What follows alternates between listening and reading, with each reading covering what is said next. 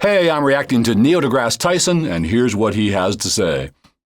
Do you believe in God? Me? Creator?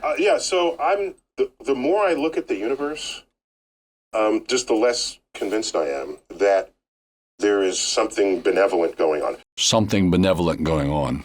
So if your concept of a creator is someone who's all powerful and all good, that's not an uncommon pairing of powers that you might ascribe to a creator. All powerful and all good. And I look at disasters that afflict Earth and life on Earth.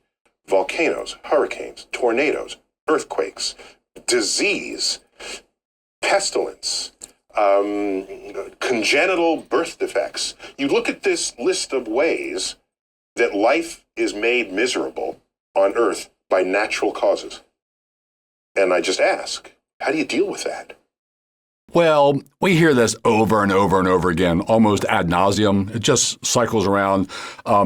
If God is good and if God is powerful, why does he allow evil? Why didn't he stop all the evil? We just hear this over and over again. Like no thoughtful Christian on the planet in 2,000 years has ever thought about this or answered it. Like C.S. Lewis never existed, and his great book, The Problem of Pain, was never written. Is it not possible that there's a God who is good and all-powerful, but he has purposes for pain? One of the things C.S. Lewis says in that book is, pain is God's megaphone to rouse a deaf world. I like that. That's just one of the things he says. A purpose God has for allowing pain, to get our attention.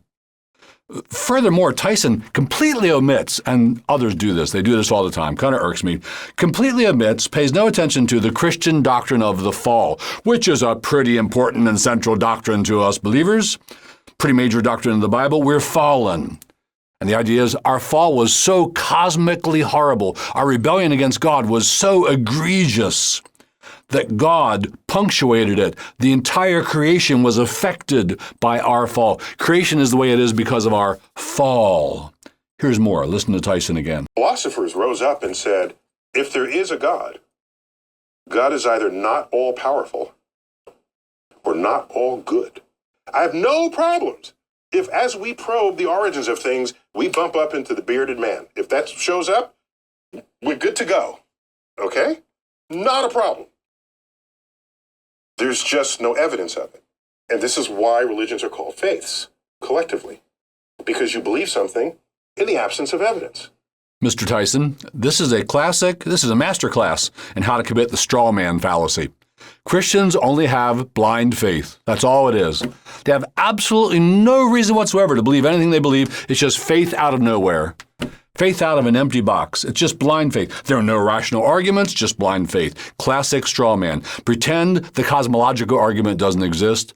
Pretend the teleological argument doesn't exist. Pretend the moral argument doesn't exist. Pretend Christian apologists, there have been apologists for 2,000 years in the church. There are volumes and volumes and volumes and volumes written by them. Pretend none of that exists. Just pretend that Christians blindly believe. Straw man. Try again.